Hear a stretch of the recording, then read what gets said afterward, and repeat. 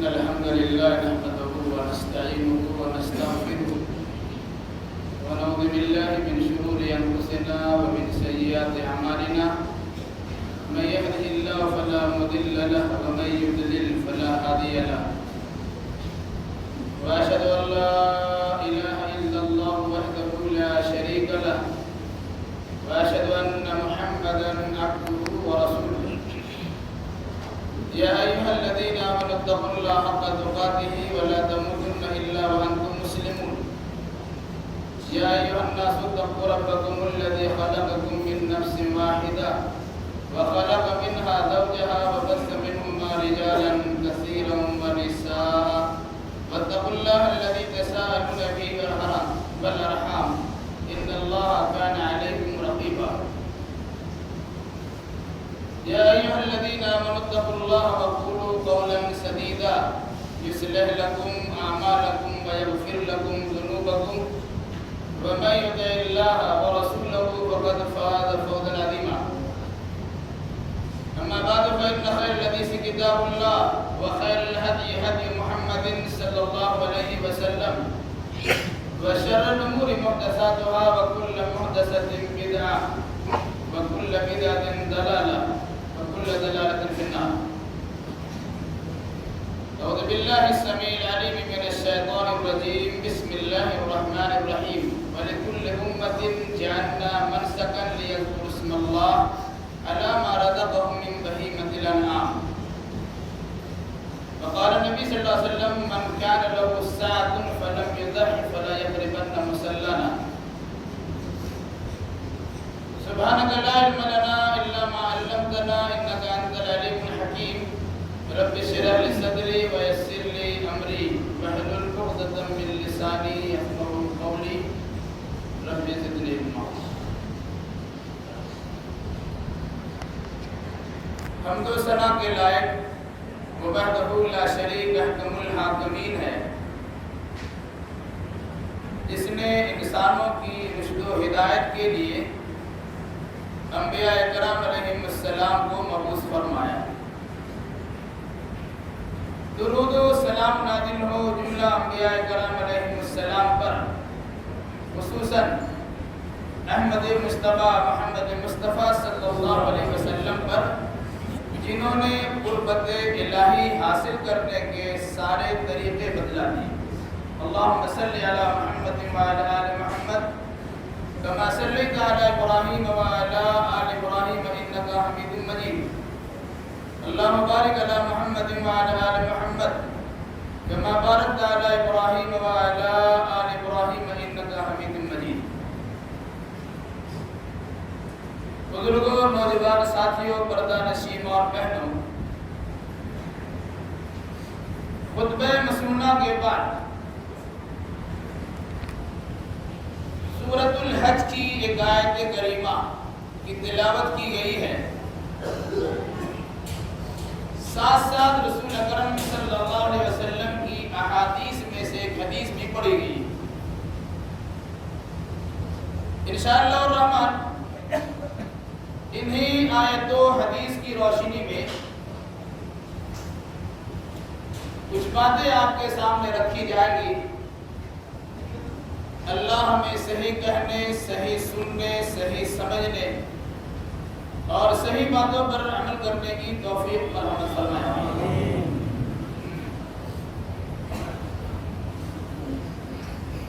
ہم میں سے ہر ایک انسان اچھی طرح جانتا ہے کہ بس 2-4 دن کے بعد ہی ایک ایسا دن آنے والا ہے جس میں پوری دنیا کے مسلمان جانوروں کو نذرانہ عقیدت پیش کر کے اللہ کی بارگاہ میں قربت و نزدیکی حاصل کرنا چاہیں،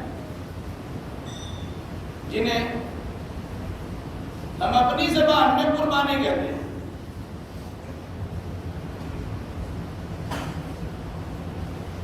قربانی ان عبادات میں سے ایک عبادت ہے جن کے کرنے کی تاکید اللہ کے نبی صلی اللہ علیہ وسلم کی سنت سے پائی جاتی ہے۔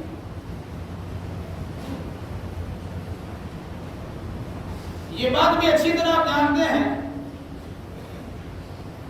کہ کسی بھی عبادت کے یا کسی بھی عمل کے عبادت ہونے کے لیے اور پھر اس عبادت کے مقبول ہونے کے لیے بنیادی طور سے دو شرطیں پائی جاتی ہیں۔ اگر دونوں شرطیں بیک وقت پائی گئی تو وہ عمل عبادت شمار کیا جائے گا، اور اگر دونوں شرطیں یا دونوں میں سے کوئی ایک شرط بھی مفقود ہو گئی، ختم ہو گئی، تو یاد رکھیے کہ وہ عمل عبادت تصور نہیں کیا جائے۔ اس سے پہلے کئی بار اس کی وضاحت آ چکی ہے کہ عمل خالص اللہ کے لیے ہو ایک شرط، اور عمل خالص سنت رسول اللہ کے مطابق ہو دوسری شرط۔ گویا چھوٹی بڑی کوئی بھی عبادت، چھوٹا بڑا کوئی بھی عمل اگر ہم اسے اللہ کے لیے کرتے ہیں اور اللہ کے نبی محمد رسول اللہ صلی اللہ علیہ وسلم کے طریقے کے مطابق بجا لاتے ہیں، تب تو وہ عمل عبادت کہلائے گا، اور پھر اس کے بعد اس پر قبولیت کا دار و مدار بھی نثار ہوگا۔ انہی میں سے یہ عبادت کا عمل قربانی کے سلسلے میں ہم پیش کریں گے۔ یہاں بھی خلوص للہ درکار ہے، اور اللہ کے نبی صلی اللہ علیہ وسلم کی سنت کا شیدائی بننا بھی ضروری ہے۔ اگر آپ ایسا نہیں کریں گے تو چاہے آپ جتنا قیمتی جانور پیش کریں، اللہ کی بارگاہ میں قبولیت کا درجہ حاصل نہیں کر سکتے۔ اس مناسبت سے تفصیل میں جائے بغیر، خطبہ کا وقت بڑا محدود ہوتا ہے، اس لیے مسائل قربانی بالکل ہی دو ٹوک انداز میں چھوٹے چھوٹے جملے میں آپ کے سامنے بیان کیے جائیں گے تاکہ سمجھنے میں آپ کی آسانی ہو، اور اگر کسی مسئلے میں آپ کو شک و شبہ لاحق ہو تو بعد میں آپ رابطہ قائم کر سکتے ہیں۔ انشاءاللہ کتاب و سنت کی روشنی میں تفصیلی جواب آپ کو عطا کر دیا جائے گا۔ اللہ ہمیں اور آپ کو اس کی توفیق مرحمت فرمائے۔ سب سے پہلی چیز، ذی الحجہ کا یہ 10 دن جس کی کچھ فضیلت گزشتہ ہفتہ آ چکی ہے، ان 10 دنوں میں جو بھی اچھا عمل کیا جائے گا عام دنوں کے بالمقابل اس عمل کا ثواب بہت زیادہ ہو۔ وہ چاہے روزہ رکھنے کی شکل میں ہو، نوافل نماز پڑھنے کی شکل میں ہو، صدقہ و خیرات کرنے کی شکل میں ہو، ذکر و اذکار دعا مناجات اور قرآن کی تلاوت کی شکل میں ہو، یا باقی جو عبادت اللہ کے نبی صلی اللہ علیہ وسلم سے کسی بھی دن میں ثابت ہے ان عبادات کے کرنے کی صورت میں۔ اس کے بعد ایک خاص عمل ہے ان 10 دنوں میں صحابہ کرام کا، بازاروں میں، دکانوں میں، مسجدوں میں اور دیگر جگہوں پر وہ جاتے تو ان کا مقصد کیا ہوتا؟ اللہ کی بڑائی کا اظہار کرنا، اللہ اکبر لا الہ الا اللہ واللہ اکبر اللہ اکبر للہ الحمد وغیرہ پڑھنا، یعنی اللہ کی تسبیح و تحلیل کرنا، تمجید و بزرگی بیان کرنا اور اس قسم کے دیگر اعمال۔ البتہ 9ویں تاریخ کی صبح سے لے کر 13ویں تاریخ کے عصر تک ہر نماز کے بعد صحابہ کرام کا معمول تھا یہ تکبیر پڑھنا۔ علاوہ اس کے 1 تاریخ سے لے کے 13 تاریخ تک ایک عام معمول تھا، اور اللہ کے نبی صلی اللہ علیہ وسلم کے اعمال بھی صحابہ کرام کا طریقہ کار بھی۔ علاوہ اس کے 9 تاریخ کے فجر سے لے کر 13 تاریخ کے عصر تک ہر نماز کے بعد تسبیح پڑھنا یا یہ تکبیر پڑھنا یہ صحابہ کرام کا عام معمول تھا۔ ان کی ابتدا میں ہمیں بھی وہ کرنے کی کوشش کرنی چاہیے۔ اس بیچ میں آپ کا کام ہے جانور کی خریداری، کیونکہ 10 تاریخ کو آپ جانور ذبح کریں گے، ظاہر سی بات ہے خریداری سے پہلے کیسے ذبح کریں؟ تو جانور کی خریداری کے تعلق سے کچھ باتیں یاد رکھیے۔ 4 عیبوں کا تذکرہ بطور خاص کیا گیا۔ اندھا ہو یا کان کٹا ہو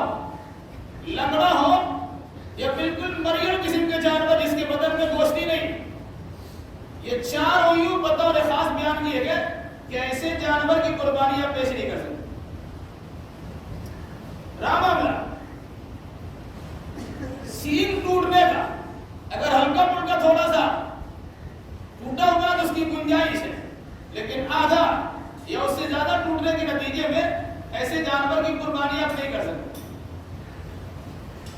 البتہ ایک بات بتائیے ابھی کہ اگر کسی انسان نے جانور خریدا، جانور کی خریداری کے بعد اگر کسی قسم کا عیب اسے لاحق ہو گیا، تو اگر آپ کے پاس یہ صلاحیت ہے تو اس جانور کو بدل کے دوسرے جانور لے آئیں تو ایسا کرنا بہتر ہے۔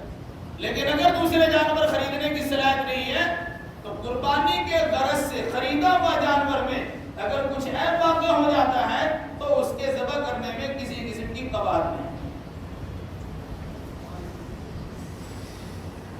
قربانی رسول اکرم صلی اللہ علیہ وسلم کی عمل سے سنت کی حیثیت سے ثابت ہوتی ہے، البتہ بعض علماء نے اسے واجب کہا ہے، اور رسول اکرم صلی اللہ علیہ وسلم کی اس فرمان کی روشنی میں سنت مؤکدہ اسے عام طور سے واجب ہی کا درجہ دیا جاتا ہے، وہی ماننا زیادہ بہتر ہے کہ من کان له ساعۃ فلم یضحی فلا یقربن مصلانا، کہ جس آدمی کو قربانی کرنے کی سخت ہو، صلاحیت ہو، لیکن پھر بھی وہ قربانی نہ کرے تو وہ انسان ہمارے عیدگاہ میں نہ جائے۔ عیدگاہ میں نہ جانے کا مطلب کیا ہوگا؟ یعنی مسلمانوں کی جماعت سے وہ الگ تھلگ رہے، مسلمانوں کا اجتماعی عمل ہے اس سے دور ہو جائے۔ اس سے علماء نے قربانی کے وجوب پر دلیل پکڑی ہے، ویسے علماء محدثین کے نزدیک قربانی سنت موقع ہے۔ یہ چیز اور بھی یاد رکھیں، ترمذی اور ابو داؤد وغیرہ یہ ابن ماجہ وغیرہ کی روایت کی روشنی میں اللہ کے نبی صلی اللہ علیہ وسلم نے لوگوں کو مخاطب کرتے ہوئے کہا کہ ہر گھر والے پر علی اہل کل بیت فی کل عام اضحیہ، ہر گھر والے پر ہر سال قربانی۔ اس سے بھی علماء نے وجوب کی دلیل پکڑی۔ رہا اس کے بعد کیا ایک حصہ، یہ ایک بکری گھر کے کسی ایک آدمی کی طرف سے ہوگی یا گھر کے سارے افراد کی طرف سے ہوگی؟ تو اس سلسلے میں ترمذی میں اور ابن ماجہ میں روایت ہے جس میں اس بات کی صراحت ہے کہ اللہ کے نبی صلی اللہ علیہ وسلم کے زمانے میں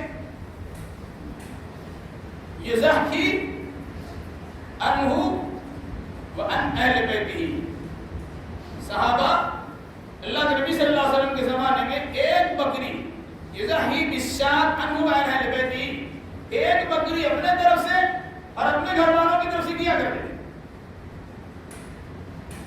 اسی پر قیاس کرتے ہوئے کہا گیا کہ اگر بڑا جانور جس میں آپ نے حصہ لیا تو ایک حصہ ایک بکری کے برابر ہے، اس ایک حصہ میں اگر کوئی انسان ذبح کرے، یہ کہے کہ میرے طرف سے اور میرے گھر والے کی طرف سے، کہ اس کے طرف ذبح ہو جائے۔ مگر گھر والے سے مراد کیا ہے؟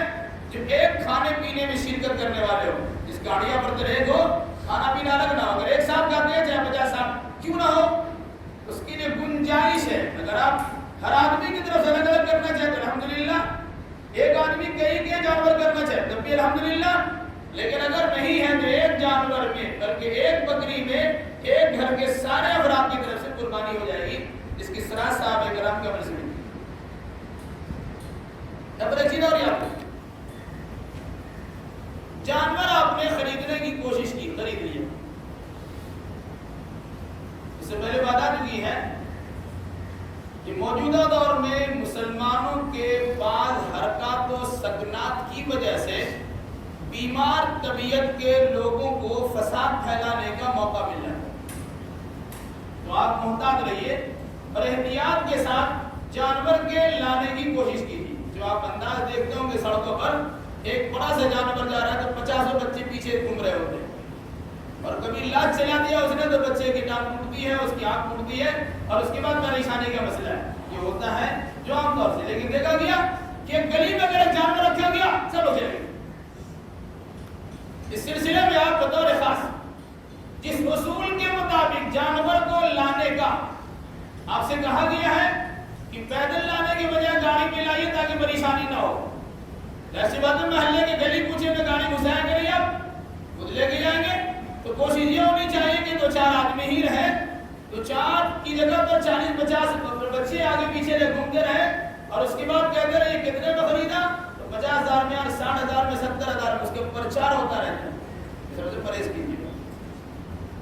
رہا مسئلہ اب قربانی کے دن کا انشاءاللہ اس سلسلے میں کچھ باتیں آپ کے سامنے آئیں گی. پہلی بات، قربانی اللہ کی نزدیکی حاصل کرنے کا ذریعہ ہے. ایک آدمی ایک قربانی کی جگہ پر کئی قربانی دے سکتا ہے. اگر کسی کے پاس صلاحیت نہیں ہے تو گائے میں یا اونٹ میں 7 آدمی حصہ داری کے طور پر شرکت کر کے قربانی کر سکتے ہیں. بلکہ بسا اوقات اگر کوئی انسان سفر میں ہے اور مسافروں کو قربانی کرنے کی توفیق مل گئی تو مسافر انسان 10 آدمی اونٹ میں شریک ہو سکتے ہیں. البتہ اپنے گھر میں ہو یہ حج کے موقع پر ہو تو ایک اونٹ میں 7 آدمی شرکت کریں گے. مگر ایک چیز یہاں پر یاد رکھنے کی ہے، ایک گھر میں 7 آدمی ہیں،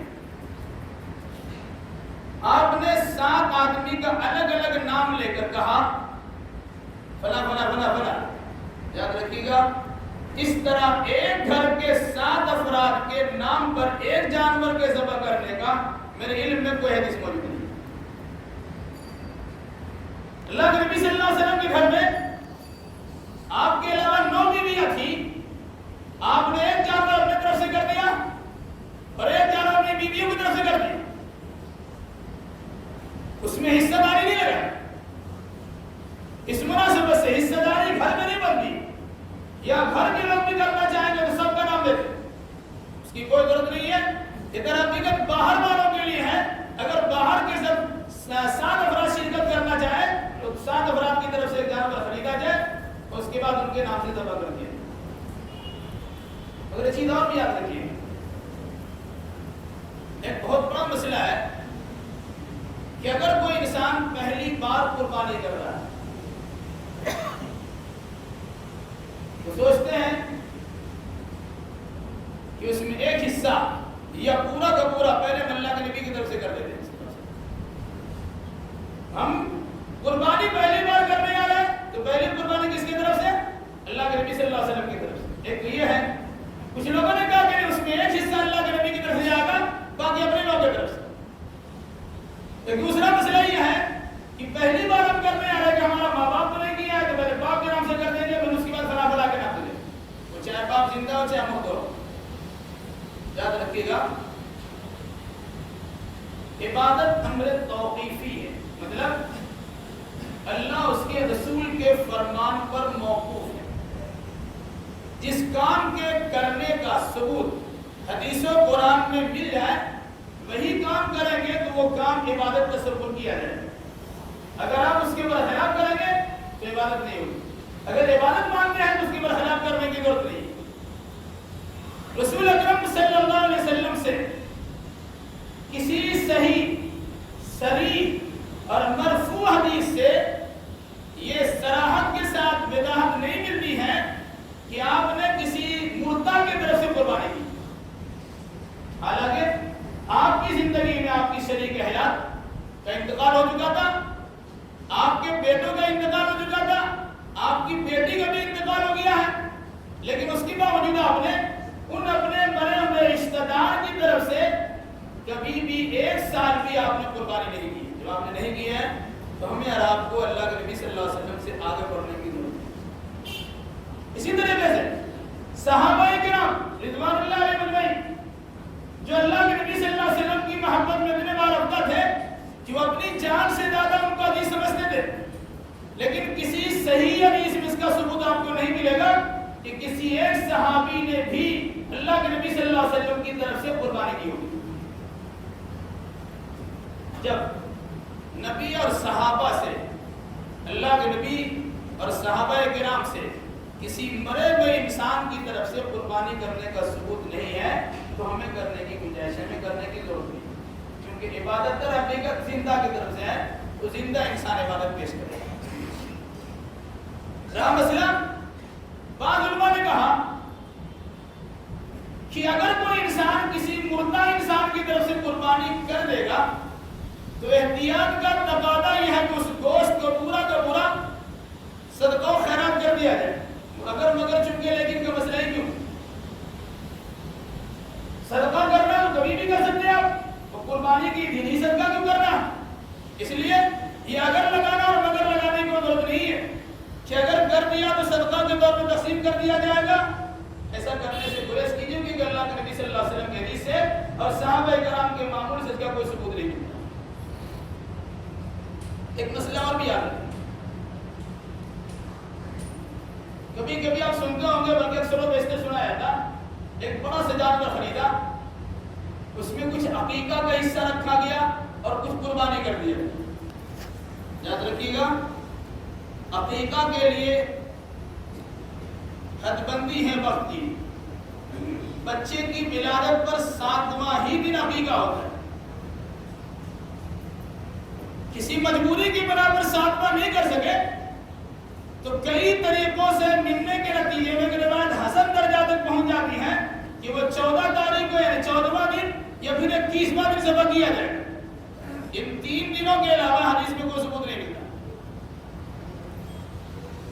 بچہ کب پیدا ہوا نا, قربانی کے دن عقیقہ آپ کب کرنے آئے ہو آپ کے سامنے. اب کہیں گے ہو سکتا ہے کہ وہ 7واں ہی دن عقیقہ پڑ جائے, قربانی کے دن ہی 7واں دن پڑ جائے. تو یاد رکھیے گا, قربانی کے لیے اور عقیقہ کے لیے فرق یہ ہے, قربانی در حقیقت اللہ کی قربت حاصل کرنے کا ذریعہ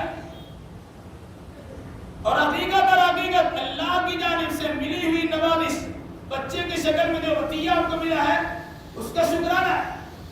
یہ دونوں میں فرق. علاوہ اس کے اللہ کے نبی صلی اللہ علیہ وسلم کے فرمان کے مطابق کہ ایک بچہ کی لڑکا کی طرف سے 2 بکرا ہے یا 2 بھیڑا ہے, بھیڑا میری جو اور لڑکی کی طرف سے یہ اللہ کے نبی صلی اللہ علیہ وسلم نے سراحت کی ہے. علاوہ اس کے حضرت عائشہ رضی اللہ تعالیٰ عنہ کے فرمان کے مطابق اونٹ سے اور گائے سے کوئی انسان عقیقہ کرے گا تو عقیقہ ہوگا ہی نہیں, پر ایک مسئلہ الگ ہے. اس لیے اگر آپ سوچیں گے کہ قربانی کے جانور کا کچھ حصہ عقیقہ میں دے دے اور کچھ حصہ قربانی میں دے, تو یہ نہ صحابہ سے ثابت ہے اور نہ اللہ کے نبی صلی اللہ علیہ وسلم سے ثابت. اس لیے آپ کو کرنے کی گنجائش نہیں ہے اور اس کی اجازت نہیں. یہ تو قربانی کے چند مسئلے ہیں. کچھ اور مسائل آپ یاد رکھیں. ایک بڑا مسئلہ ہے جس کی تفسیر گزشتہ ہفتہ کی ہے کہ اللہ کے نبی صلی اللہ علیہ وسلم کا معمول تھا 1 تاریخ سے 9 تاریخ تک روزہ رکھنے کا. ایک مسئلہ ہمارے سامنے ہے کہ اگر کوئی انسان 1 سے لے کر 9 تک روزہ نہ رکھ سکے تو وہ عرفہ کا روزہ رکھے گا کہ نہیں رکھے گا؟ 1 سے لے کے 9 تک رکھنے کی ایک الگ فضیلت ہے اور عرفہ کی بطور خاص عرفہ کا روزہ رکھنے کی ایک الگ فضیلت ہے. صوم یوم عرفہ احتسب علی اللہ, عرفہ کے روزہ سے متعلق اللہ کے نبی صلی اللہ علیہ وسلم کا فرمان کہ میں یقین کرتا ہوں, گمان کرتا ہوں اس ایک روزہ کے بدلے اللہ 1 سال پہلے کے گناہ معاف کرے گا اور 1 سال بعد کے گناہ معاف کرے گا. یہ عرفہ کے روزہ کی فضیلت ہے. مگر عرفہ کا روزہ رکھا کب جائے گا؟ ہندوستانی تاریخ کے مطابق یا سعودی عرب کے تاریخ کے مطابق. اس سلسلے میں علماء کا اختلاف. دونوں قسم کی نظریہ رکھنے والے افراد, کچھ لوگوں نے کہا کہ نہیں, آپ کو عرفہ کا روزہ اسی دن رکھنا پڑے گا جس دن لوگ عرفہ کے میدان میں ہوں گے. اگر آپ کی 8 تاریخ پڑتی ہے اور عرفہ کا دن پڑتا ہے تو آپ کو 8 تاریخ ہی کو روزہ رکھنا پڑے گا, 9 تاریخ کو روزہ عرفہ کا روزہ نہیں. لیکن کچھ علماء نے کہا کہ نہیں, چونکہ عرفہ 9 تاریخ کو ہی ہوتا ہے اس لیے 9 تاریخ ہی کو روزہ رکھا جائے. یہ دونوں طرح کے خیال ہیں, مگر یاد رکھیے میری تحقیق کے مطابق عرفہ کا روزہ انسان ہندوستانی تاریخ کے اعتبار سے 8 ذی الحجہ ہی کو رکھنا بہتر ہے. کیوں؟ حدیث میں 9 ذی الحجہ کا لفظ نہیں ہے. حدیث میں 9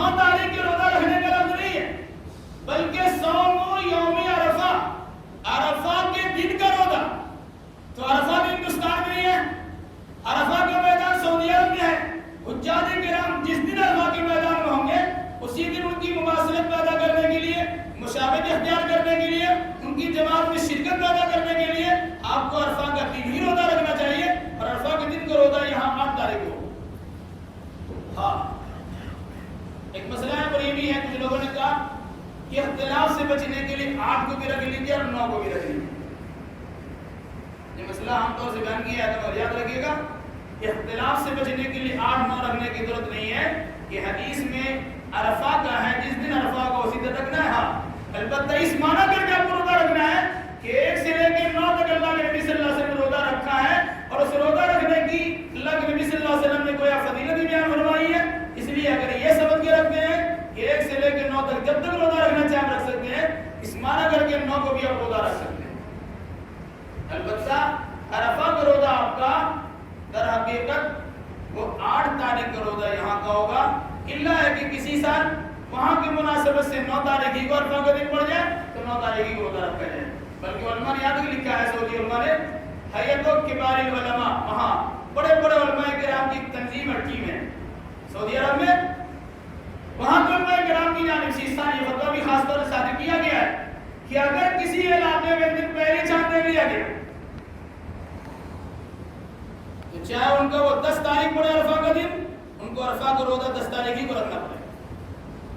جس طرح ہندوستان وغیرہ میں دن کے بعد ہوتا ہے، بعض ملکوں میں سعودی عرب سے دن پہلے بھی چاند دکھ جاتا ہے، ایک الگ مسئلہ ہے۔ تو کہا اگر ایک دن پہلے ان کا چاند دکھ گیا اور وہ 10 تاریخ کو قربانی کرنے جا رہا ہے تو اگر وہ روزہ رکھنا چاہے گا تو ان کے لیے ضروری ہے، اگر روزہ رکھنا چاہے گا تو عرفہ کا روزہ اسی 10 تاریخ کو رکھے۔ اللہ علیہ وسلم یہ ہیئت کبار العلماء، عرب کے بڑے بڑے علماء کرام کی تنظیم ہے، اس تنظیم کے ذریعے سے یہ مسئلے کی وضاحت کی گئی۔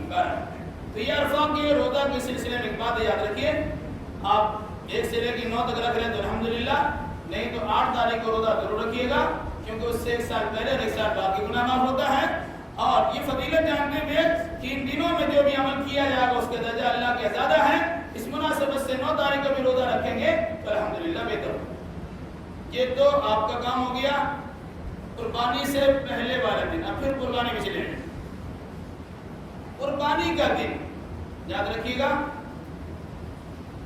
بقرعید کی نماز کے پڑھنے سے پہلے اگر آپ نے قربانی کا جانور ذبح کر دیا وہ گوشت کھانا ہوگا، قربانی نہیں ہوگی۔ اس لیے نماز کے بعد ہی قربانی آپ کریں۔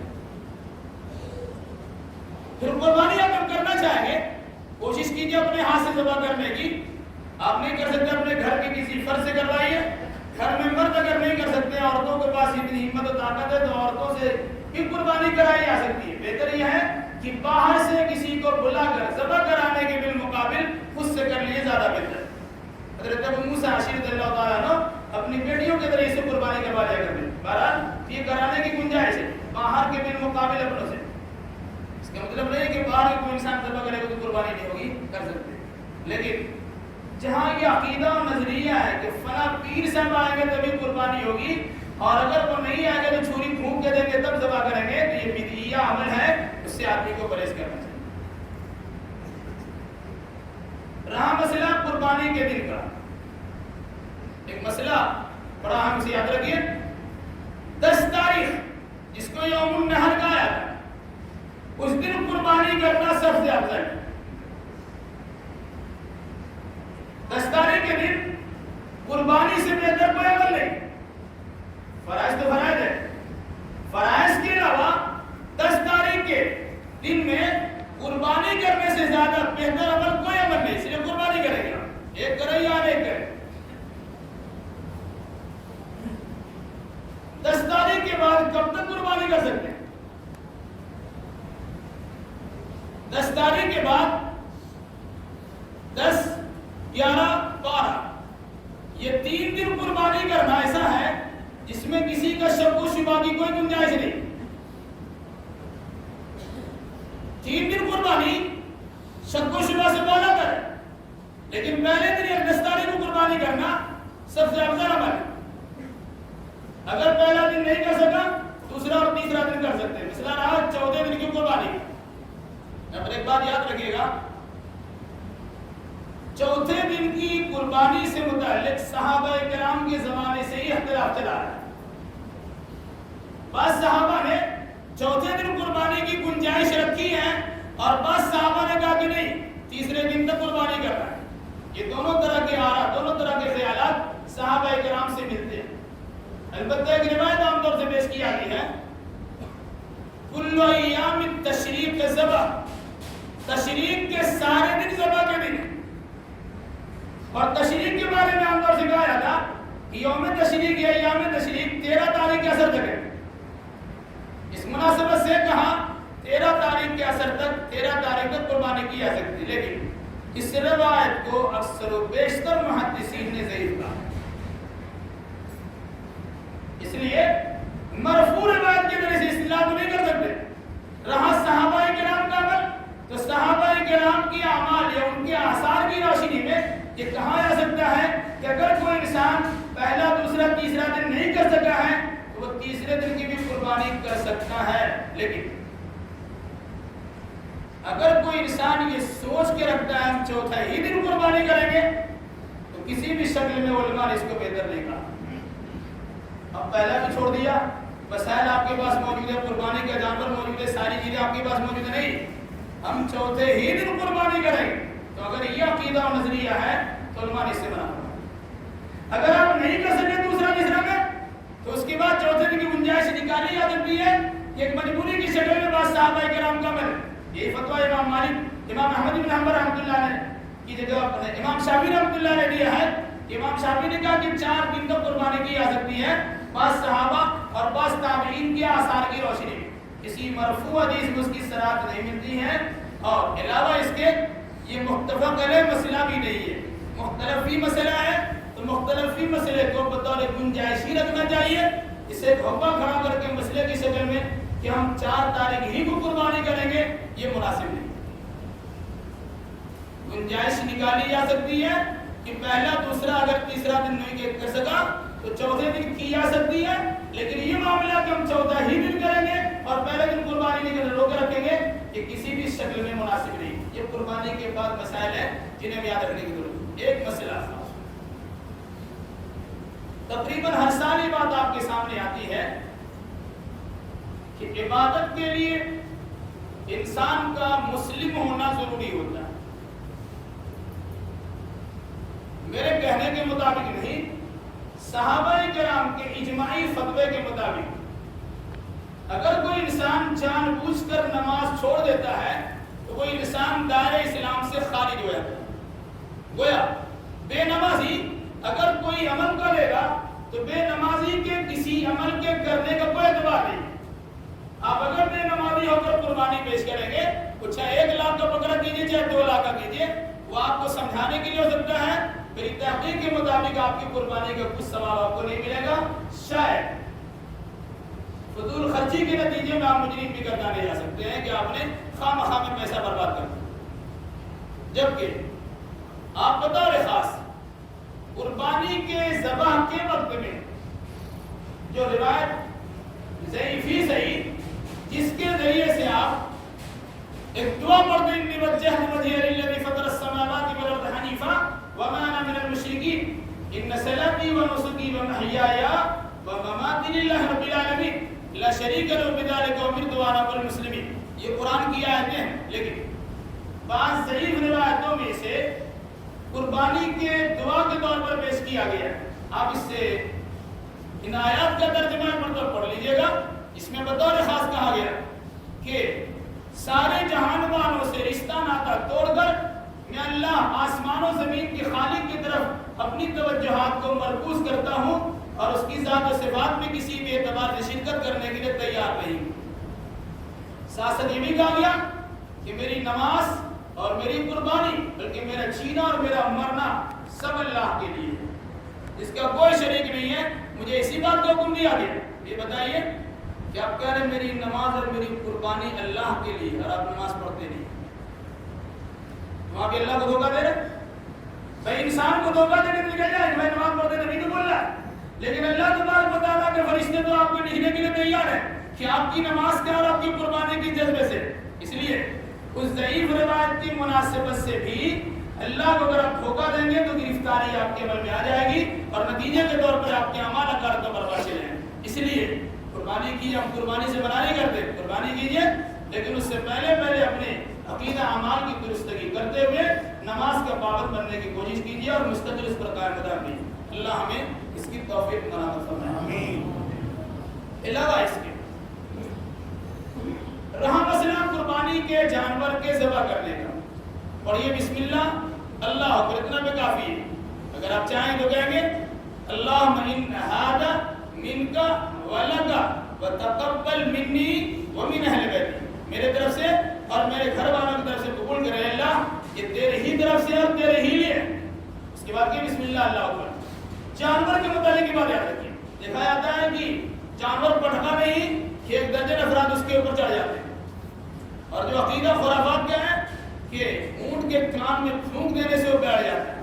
یہ سب خام خواہ کی بات ہے, کہنے والی بات ہے, صرف لوگ کہتے ہیں ایسا ہوتا کچھ نہیں. جانور ذبح کیجیے تو اس کا سر کدھر ہوگا, جانور کا سر آپ کا دکشن کی طرف ہوگا, اس کی دم ہوگی اتر کی طرف, اس کی ٹانگ ہوگی پچھم کی طرف, اس کی پیٹھ ہوگی پورب کی طرف, اور آپ پورب کی طرف کھڑے ہوں گے. جانور کے دائیں کندھے پر آپ کا دایاں پاؤں ہوگا, اور اس کے بعد چھری آپ چلائیں. عام طور سے کہا جاتا ہے کہ یہ عبادت کے لیے اس پر ہم پاؤں رکھیں گے, ایسا کچھ نہیں ہے. صحابہ کرام سے ثابت ہے کہ وہ اونٹ جس کو قربانی کے لیے تیار کیا تھا اس پہ چڑھنا بھی ثابت ہے. تو اس پہ چڑھنا جب ثابت ہے تو پاؤں رکھنے پر نشانی کیا ہے؟ اس لیے ہندوانہ عقیدہ و نظریے کے مطابق جس کی بندگی بجا لاتے ہیں یا جس کو کسی کے نام پہ بھیڑ چلانا ہوتا ہے, اس کی بڑی قدر و منزلت ہوتی ہے. یاد رکھیے گا, نہ آپ اسے جلیبی کھلا سکتے ہیں, نہ اسے غسل کرا سکتے ہیں, اور نہ کسی قسم کا مالا پہنا سکتے ہیں, اور نہ اس کی پوجا پاٹ کی شکل پیدا کر سکتے ہیں. آرام سے ایک جانور کو جانور کی طرح ذبح کیجیے, لیکن اپنی چھری کو تیز کیجیے اور آرام سے ذبح کیجیے. اسے رسول کے مطابق کہ جو آدمی جانور ذبح کرے اس کے لیے ضروری ہے کہ اپنی چھری کو سان چڑھا لے, تیز کر لے, اور اپنے جانور کو آرام پہنچائے. مطلب کیا ہوگا, ایسی بھدری چھری سے ذبح مت کیجیے کہ کٹے ہی نہیں اور خواہ مخواہ اس کو پریشان آپ کر رہے ہیں. یہ بھی کہا گیا کہ ایک جانور کو دوسرے جانور کے سامنے آپ ذبح نہ کریں, اس سے دوسرے جانور موت سے پہلے موت کے شکار ہو جاتے ہیں. اسلام نے انسان کو جانور پر بھی احسان و سلوک کرنے کا حکم دیا ہے. یہ رسی بات ہے کہ انسان پہ ظلم کرتا ہے, بڑی تعجب خیز بات ہے. اللہ ہمیں اور آپ کو مسلمانوں کو نہیں سمجھ کے عطا فرمائے. قربانی کے تعلق سے بات یاد رکھیے, جو مسئلے آپ کے سامنے بیان کیے گئے ان مسئلوں کے حوالے جات کی ذمہ دار ہم ہیں. اگر آپ چاہیں پوچھنا انشاءاللہ اس کی تفصیل بتائی جائے گی. البتہ اختصار کے ساتھ جو مسائل آپ کے سامنے رکھے گئے اس نوعیت سے کرنے کی کوشش کیجیے. اللہ ہمیں اور آپ کو جملہ مسلمانوں کی کتاب و سنت کی روشنی میں عقیدہ و اعمال بجا لانے کی توفیق فراہم فرمائے. الہی جو بیمار انہیں شفا کاملہ عاجلہ عطا فرما دے. الہی جو مفقود انہیں قرض ادا کرنے کی سہولیات فراہم کرنا. الہی جو محفوظ گرفتار ہیں ان کے لیے رہائی کے اسباب پیدا کر دیں. الہی جو دینی دنیاوی اعتبار سے پریشان ہے ان کی پریشانی کو دور فرما دیں. جب تک ہمیں زندہ رکھ کتاب اللہ اور سنت رسول اللہ پر عمل کرتے زندہ رکھ, اور جو ہمارا خاتمہ ہو دینی دونوں کی ترویج اشارت کرتے ہمارا خاتمہ ہو. اقول قولی ھذا واستغفر اللہ لی ولکم ولسائر المسلمین. واخر دعوانا الحمد للہ.